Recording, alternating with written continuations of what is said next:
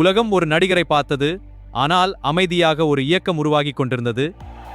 ஒரு நாள் அது வரலாறு படைக்கும் என்பதை யாரும் அறிந்திருக்கவில்லை. இந்த இயக்கம் நமது எதிர்காலம். ரசிகர்களின் சக்தி மக்கள் ஆதரவாக மாறத் தொடங்கியது. இது ஒரு பெரிய மாற்றத்தின் அறிகுறி.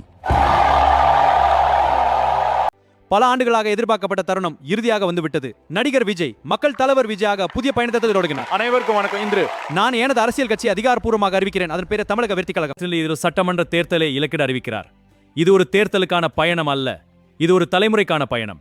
இந்த பயணத்தில் நாம் அனைவரும் இணைந்து தமிழகத்தின் எதிர்காலத்தை உருவாக்குவோம். தமிழக வெற்றி கழகத்தின் கொடி அறிமுகப்படுத்தப்படுகிறது. தமிழக வெற்றி ஒரு அறிவிப்பாக தொடங்கியது, இன்று மக்கள் இயக்கமாக வளர்ந்துள்ளது. லட்சக்கணக்கான மக்கள் திரண்டுள்ளனர். டிவிகே கொடிகள் வானில் பறக்க. இது நமது மக்கள் இயக்கம்.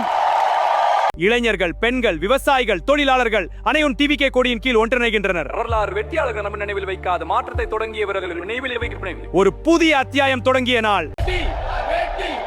இது ஒரு கட்சியின் கதை அல்ல, இது ஒரு கனவின் கதை. இது தமிழக வெற்றி கழகத்தின் வெற்றி கழகம் மக்களின் வெற்றிக்கான பயணம்.